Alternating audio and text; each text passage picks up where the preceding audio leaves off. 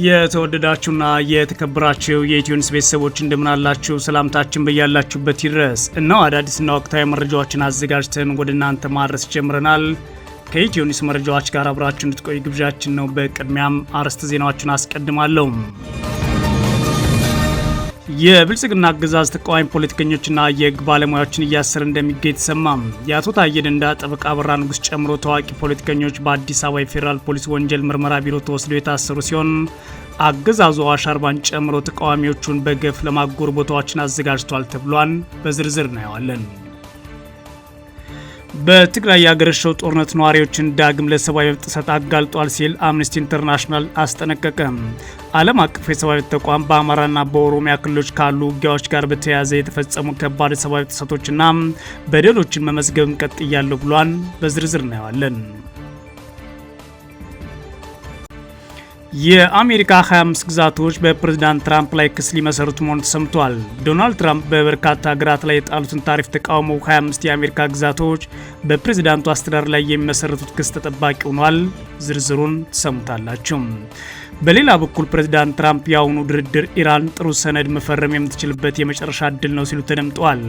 የተወደዳችሁና የተከበራችሁ የኢትዮኒውስ ቤተሰቦች አብራችሁን ቆዩ። ወደ ዝርዝሩ አልፋለሁ። የብልጽግና አገዛዝ ተቃዋሚ ፖለቲከኞችና የህግ ባለሙያዎችን እያሰረ የሚገኝ ሲሆን የአቶ ታዬ ደንዳ ጠበቃ አበራ ንጉስ ጨምሮ ታዋቂ ፖለቲከኞች በአዲስ አበባ የፌዴራል ፖሊስ ወንጀል ምርመራ ቢሮ ተወስደው ታስረዋል። አገዛዙ አሁን ላይ ለሚያፍሳቸው የሀገሪቱ ዜጎች አዋሽ አርባን ጨምሮ ተቃዋሚዎችን በገፍ ለማጎር የተለያዩ ቦታዎችን እያዘጋጀም ነው ተብሏል። የብልጽግና አገዛዝ በትላንትናው ዕለት ሐምሌ 27 2018 ዓ.ም ጀምሮ ታዋቂ ፖለቲከኞችና የህግ ባለሙያዎችን ማሰር መጀመሩን የተሰማው ትላንት በአዲስ አበባ ከተማ ፌዴራል ፖሊስ ተይዘው ከታሰሩት መካከል የቀድሞ ሰላም ሚኒስትር ዴኤታ አቶ ታዬ ደንዳ ጠበቃ የሆኑት አቶ አበራ ንጉስ እንደሚገኙበት ባልደረቦቻቸው ለኢትዮኒውስ አረጋግጠዋል። ጠበቃና የህግ አማካሪ አበራ ንጉስ አዲስ አበባ ከተማ ሜክሲኮ አካባቢ በሚገኝ የፌዴራል ፖሊስ ወንጀል ምርመራ ቢሮ መታሰራቸው ነው ባልደረቦቻቸው የተናገሩት። በተጨማሪም የህዝብ ግንኙነት ኃላፊ አቶ ይስሐቅ ወልዳይ በትላንትናው ዕለት ሐምሌ 27 2018 ዓ.ም በአገዛዙ ተይዘው መታሰራቸውን ፓርቲያቸው አረጋግጧል። ኢህአፓ ጠዋት 1 ሰዓት ከ50 ላይ ጠበቃ አበራ ንጉስ ለጥያቄ ትፈልጋለህ በሚል ከቤቱ የተወሰደ ሲሆን በተመሳሳይ ከሰዓት በኋላ 8 ሰዓት ከ30 ገደማ የኢህአፓ ህዝብ ግንኙነት ኃላፊ ይስሐቅ ወልዳይ በፖሊስ ቁጥጥር ስር መዋሉን አረጋግጠናል ሲል ባወጣው አጭር መግለጫ አስታውቋል። ጠበቃ አበራ ንጉስም ሆነ ፖለቲከኛ ይስሐቅ ወልዳይ በምን ተጠርጥረው እንደታሰሩ ይህ ዘገባ እስከተጠናከረበት ጊዜ ድረስ በይፋ የታወቀ ነገር የለም።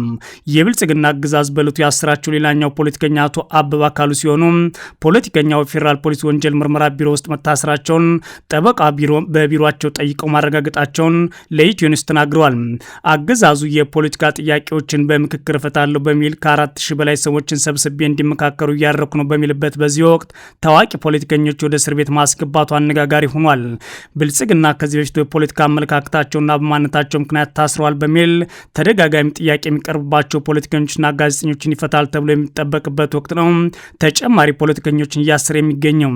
የብልጽግና አገዛዝ በሸረና ከትግራይ ኃይሎች ጋር ውጊያ ማድረጉን ተከትሎ በአዲስ አበባ አዳዲስ እንቅስቃሴዎችን እያደረገ ይገኛል ያሉት የኢትዮኒውስ የመረጃ ምንጮች ለአብነትም በከተማዋ አንዳንድ አካባቢዎች ነዋሪዎች መንገድ ላይ ማስቆም የምሽት ድንገተኛ ፍተሻ ማድረጉን ተናግረዋል።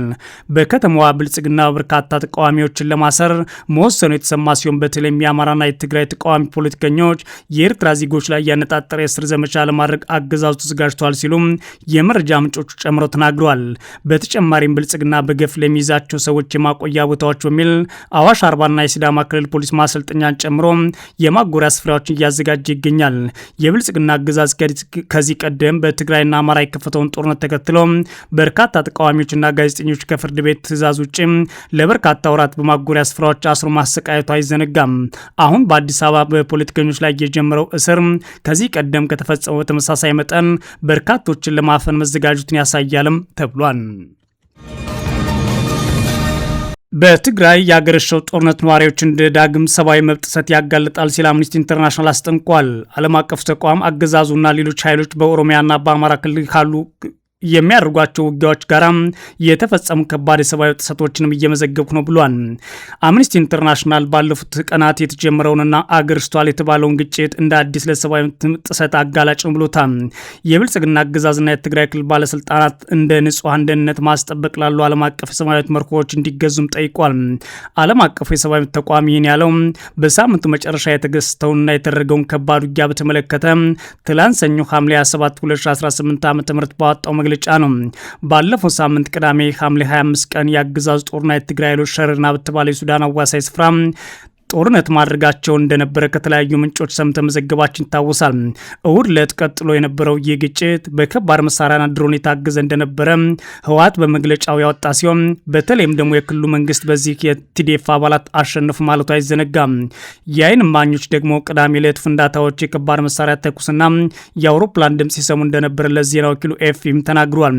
የትግራይ ጊዜያዊ አስተዳደር ስልጣን የተቆጣጠረውና በህወሓት ሊቀመንበር ዶክተር ደብረጽዮን ገብረ ሚካኤል የሚመራው የክልሉ አስተዳደር ባወጣው መግለጫ የፌዴራሉ አገዛዝ ወይም ደግሞ ዘረፈጁ የአብይ አህመድ ጦር ግልጽ ጦርነት ከፍቶብናል ሲል ከሷል። የብልጽግና አገዛዝ እስካሁን ስለ ክስተቱ በይፋ የሰጠው አስተያየት ግን የለም። የአገዛዙ የመስኖና ቆላማ አካባቢ ሚኒስትር አብርሃም በላይ በተለይም ደግሞ ከሱዳን ድንበር የሚዋሰነው ስፍራ ግጭት ወይም ውጊያ መደረጉን በይፋ ጽፏል። እኒህ የአገዛዙ ሚኒስትር በፌስቡክ ገጻቸው ባሰፈረው ጽሁፍ የህወሓት ኃይሎች ጦርነቱን ከፈቱ ሲሉ የከሰሱ ሲሆን ይህ ጦርነት ከወዲሁ ካልቆመ የከፋ ጉዳት ይከተላል ማለትም ሲያስጠነቅቁ ተሰምተዋል። ነገር ግን የትግራይ ክልል መንግስት ባወጣው መግለጫ በዋናነት አገዛዙ ይህንን ጦርነት የከፈተውና ሌሎች ግንባሮችን ለማስቀጠል በማለም ከዚህ በፊት አስቦት የነበረውን የዘር ማጥፋት ፕሮጀክት ለማስፈጸም ነው ሲል ከሷል። ከዚህ ክስተት በኋላ ትላንትና መግለጫውን ያወጣው አምነስቲ ኢንተርናሽናል ክልሉ ዳግም ወደ ግጭት መግባቱ የፈጠረው ስጋት ገልጿል። በአምነስቲ ኢንተርናሽናል የምስራቅና ደቡብ አፍሪካ ዋና ዳይሬክተር የሆኑት ቲጌሬ ቻጉታ በትግራይ በድጋሚ ግጭት መጀመሩ ነዋሪዎች እንደ አዲስ ለሰብአዊ ጥሰቶች ያጋልጣቸዋል ብሏል። ማህበረሰቦች ከዚህ ቀደም ለተፈጸሙ ጥሰቶች ፍትህና ተጠያቂነት አለማግኘታቸውን ዋና ዳይሬክተሩ አስታውሰዋል። አሁን ያገረሸውን ይህን ውጊያ በአማራና ኦሮሚያ ክልል የትጥቅ ግጭቶች በቀጠሉበት ሁኔታ መሆኑን የጠቀሱት ዋና ዳይሬክተሩ ቀጠናዊና ዓለም አቀፋዊ የሰብአዊ መብት የምርመራ መንገዶችን መዘርጋት አስቸኳይ ነው ብሏል። ዓለም አቀፉ የሰብአዊ መብት ተቋም በአማራና ኦሮሚያ ክልል ካሉ ጦርነቶች ጋር በተያያዘ የተፈጸሙ ከባባድ የሰብአዊ መብት ጥሰቶችና በደሎችንም እየመዘገቡ ቀጥያለሁ ነው ያለው።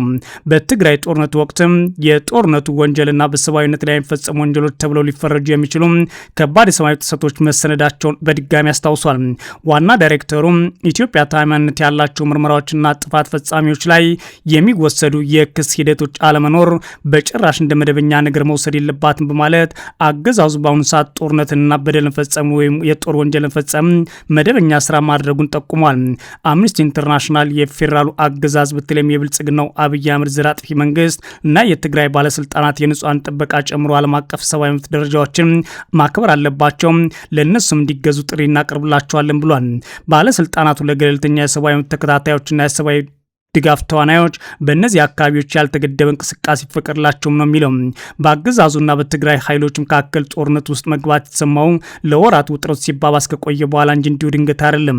የብልጽግና አገዛዙ መሰረታዊ አገልግሎቶችን ጨምሮ በርካታ ተግባራትን እንደ ወታደራዊ እርምጃ ከወሰዳቸው በኋላ በጀት የተከለከለበትና ስልጣኑን ጭምር ለማስጠበቅ ስጋት ላይ ነው የሚለው የነ ዶክተር ደብረጽዮን ገብረ ሚካኤል ቡድን የትግራይ ክልሉና የሚጠበቀው በአብይ አህመድ አገዛዝ መቃብር ላይ ነው ማለቱም አይዘነጋም። ታዲያን ተከትሎ በሸረና የተደረገው ውጊያ በመቶዎች የሚቆጠሩ ሲቪሊያንና የተጎዱ ተዋጊዎች ድንበር ተሻግረው ወደ ሱዳን መሻገራቸውና መሻቸው ኤፍፒም ዘግቧል። ፕሬዚዳንት ትራምፕ የአሁኑ ድርድር ኢራን ጥሩ ሰነድ መፈረም የምትችልበት የመጨረሻ እድል ነው ማለታቸው ተሰማ። ከቴህራን ጋር ድርድር ተጀምረዋል በሚል አቋማቸው የጸኑት የአሜሪካው ፕሬዚዳንት ዶናልድ ትራምፕ አሁን የሚደረገው ንግግር ኢራን ጥሩ ሰነድ መፈረም የምትችልበት የመጨረሻ እድል ነው ሲሉ ተናግረዋል። ኢራን በበኩሏ በሆርሙዝ ወሽመጥ የሚደረግ የመርከብ ጉዞ ለማስጀመር የሚያስችል ጊዜያዊ መስመርን በተመለከተ ከኦማን ጋር እየተደራደረች መሆኑን አስታውቃለች። ቴህራን ይህን ያስታወቀችው ፕሬዚዳንት ትራምፕ የኢራን ጦርነት ለመቋጨት የሚካሄደው ንግግር ሰኞ ዕለት እንደሚጀመርና ለድርድሩ ሲባል አገሪቱ ላይ ሊፈጸም የነበረ ከባድ ጥቃት እንዲቆም ማድረጋቸውን ከገለጹ በኋላ ነው። ትራምፕ ድርድሩ ላይ የትኞቹንም አካላት እንደሚሳተፉ በግልጽ አልተናገሩም። ኢራን ግን ከአሜሪካ ጋር እየተደራደረች እንዳልሆነ ለድርድር የመቀመጥም እቅድ እንደሌላት ገልጻለች። ኢራን ተሳትፎ እንደሌላት በመግለጿን የአሜሪካ ፕሬዚዳንት ያስቆጣ ይመስላል። ትራምፕ በትሩዝ ሶሻል ማህበራዊ ገጻቸው ባሰፈሩ ጽሑፍ የኢራን አመራር ለማመን በማይቻል ደረጃ ቀጣፊ ነው ሲሉም ዘልፈዋል። ቆይተውም በዋይት ሀውስ ከጋዜጠኞች ጋር በነበራቸው ቆይታ ንግግሩ እየተካሄደ ነው በሚለው አቋማቸው ጸንተው ታይተዋል። ቢቢሲ እየተነጋገርን ካልሆነ ስትጠይቁኝ እየተነጋገርን አይደለም እላለሁ፣ ነገር ግን በአሁኑ ሰዓት እየተነጋገርን ነው ሲሉ መልሰውልኛል ብሏል። እየተነጋገርን ያለነውም በኢራን ጥያቄ ነው ያሉት ፕሬዚዳንት ትራምፕ ሳውዲ አረቢያ፣ ኳታር፣ የተባበሩት አረብ ኤሚሬትና በርካታ ሀገራት ለድጋፍ እንደሚያደርጉም አንስተዋል። እነዚህ ሀገራት ለኢራን የመጨረሻ እድል መስጠት እንደሚፈልጉ ተናግረዋል። ትራምፕ ኢራን ጥሩ ሰነድ መፈረም የሚችሉበት የመጨረሻ እድል ይህ ነው ብለዋል። አሜሪካና ኢራን ለመውሰድ ካቀደችው እርምጃ ከመተግበሯ በፊት የቀረበው የመጨረሻ እድል መሆኑን አመላክተዋል። ፕሬዚዳንቱ ባለፈው ሳምንት መጨረሻ ይህ ስምምነት ወሰኖችን በተመለከተ ስምምነት ላይ መድረስ ያስቸግራል ሲሉ ተናግረው ነበር። የሚደረገው ስምምነት በኢራን የተዘጋውን የነዳጅና የዋጋ ንረት እንዲንር ምክንያት የሆነውን የሆርሙዝ ወሽመጥ መልሶ እንዲከፍት እንደሚያደርግም ተጠቅሷል። ቢቢሲ ትላንት ሰኞ ቴህራን ውስጥ ጋዜጣዊ መግለጫ የሰጡት የኢራን የውጭ ጉዳይ ሚኒስትር ቃል አቀባይ እስማኤል ባጋይ አገሪቱ ከአሜሪካ ጋር ንግግር እያደረገች አይደለም ሲሉ መናገራቸውን ማስታውቋል። ይሁን እንጂ በሆርሙዝ ወሽመጥ ደህንነቱ የተጠበቀ ጉዞ እንዲደረግ የሚያስችል ጊዜያዊ ባህር መጓዣ መስመር የሚመሰረትበት መንገድ በተመለከተ ግን ከኦማን ጋር ግልጽ ንግግር እያደረግን ነው ብለዋል። ትራምፕ ድርድር እየተካሄደ መሆኑን በድጋሚ ከተናገሩ በኋላ ዓለም አቀፍ ገበያ የድፍድፍ ነዳጅ መለኪያ የሆነው ብሬንት ዋጋው በ4.5% ወርዶ በበርሜል $83 ገብቷል ሲል ቢቢሲ ዘግቧል። የአሜሪካ 25 ግዛቶች በፕሬዝዳንት ትራምፕ አስተዳደር ላይ ክስ መሰረቱ። ዶናልድ ትራምፕ በበርካታ ሀገራት ላይ የጣሉትን ታሪፍ የተቃወሙ 25 የአሜሪካ ግዛቶች በፕሬዝዳንቱ አስተዳደር ላይ ነው ክስ መስርተዋል የተባለው። የትራምፕ አስተዳደር ከሁለት ሳምንት ገደማ በፊት እንደ ዩናይትድ ኪንግደም፣ ቻይና እንዲሁም አውሮፓ ህብረት ባሉ የአሜሪካ አጋሮች ላይ ከ25 እስከ 12% የሚደርስ ቀረጥ ጥለዋል። ቀረጡ የተጣለው አገሪቱ የጉልበት ብዝበዛን በአግባቡ አልተከላከሉም በሚል ምክንያት ነው። በዲሞክራቲክ ፓርቲ አባላት የሚመሩት ግዛቶች ይህ ውሳኔ የዘፈቀደ ምክንያት የለሽና ከህግ የተቃረነ እንደሆነ በመግለጽ ክስ ማቅረባቸውን ቢቢሲ ሰነድ ተመልክቻለሁ ብሏል።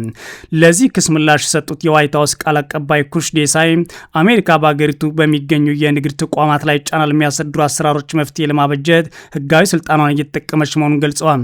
ቃል አቀባይ አክለውም ጉልበት ብዝበዛ ተፈጽመው የሚመረቱ እቃዎች ወደ ሀገር እንዳይገቡ መከላከል ያልቻለ ማንኛውም ሀገር ምክንያታዊ እንዳልሆነና መፍትሄ ሊሰጠው እንደሚገባ ተናግረዋል። በአውሮፓ ሐምሌ ወር ተፈጻሚ መሆን የጀመረው አዲሱ ታሪፍ የጣለው ጉልበት የሚበዝብዙ ሀገራት ኢላማ ለማድረግ በ1974 በወጣው የህግ ድንጋጌ መሰረት ነው ተብሏል። ወደ አሜሪካ ከሚገቡ ሸቀጦች መካከል 99.4% ይህ ቀረጥ እንደሚጣልባቸው የአሜሪካ ንግድ መስሪያ ቤት ገልጿል። ትራምፕ በመጀመሪያ የስልጣን ዘመናቸው ወቅት ይህ ህግ በመጠቀም ቻይና ላይ የጣሉትን ታሪፍ ወደ ፍርድ ቤት ቢወስድም ሳይሻር ቀርቷል። ይህ የጠቀሱት የዋይት ሀውስ ቃል አቀባይ ህጉን በመሰረት የተጣለው ታሪፍ በፕሬዝዳንቱ የመጀመሪያ የስልጣን ዘመን ህጋዊ መሳሪያ ነበር፣ አሁንም መሆኑን ይቀጥላል ብሏል። የአሜሪካ ግዛቶች የመሰረቱት ክስ የትራምፕ አሰራር ህገወጥ የታሪፍ ስርዓቱን ለማስቀጠል ሲል የጉልበት ብዝበዛን በምክንያትነት መጠቀም አይችልም ይላል። የንግድ መስሪያ ቤቱ የጣሉትን ታሪፎች በጣም ሰፊ ከመሆናቸው የተነሳ ራሱ መስሪያ ቤቱ ያስቀምጣቸውን ግቦች ይቃረናሉ፣ እርምጃው አሳማኝ ለማድረግ ጥቅም ላይ የዋለው ህግን መሳለቂያ ያደርጉታል ሲሉ በክሳቸው ላይ አስፍረዋል። በተጨማሪም ክሱም ከዚህ ቀደም ትራምፕ አውሮፓውያን 2018 ቻይናን ብቻ ኢላማ በማድረግ ህጉን የተጠቀሙት የሚመለከታቸው ባለስልጣናት በሀገሪቱ ያለውን የጉልበት ብዝበዛ በተመለከተ ለ8 ወራት ምርመራ ካደረጉ በኋላ መሆኑን ይጠቅሳል። አሁን በ60 የአሜሪካ አጋሮች ላይ ታሪፍ ለመጣል የተደረገው የ2 ወራት ምርመራ ብቻ ነው ሲሉ ማነጻጸሪያነት አንስተዋል። በዚህ ህግ መሰረት አንድ ኢኮኖሚ ላይ እንኳን ምርመራ አድርጎ ለማጠናቀቅ ከዚህ እጅግ የበለጠ ጊዜ ይወስዳል ሲሉ አክለዋል። ፕሬዚዳንት ትራምፕ ባለፈው ዓመት ወደ ስልጣን ከተመለሱ በኋላ የወሰዷቸው እርምጃዎች የሚቃወሙ የተለያዩ ክሶች ተከፍቶባቸዋል። ፕሬዚዳንቱ ባለፈው ዓመት ሚያዝያ ላይ የጣሉት ታሪፍ በአገሪቱ ጠቅላይ ፍርድ ቤት ውድቅ ተደርጎባቸዋል ሲልም ቢቢሲ አስታውሷል። የተወደዳችሁና የተከበራችሁ የኢትዮ ኒውስ ቤተሰቦች መረጃዎቻችን የተከታተላችኋቸውን ይመስላሉ። መልካም ጊዜ እመኛለሁ።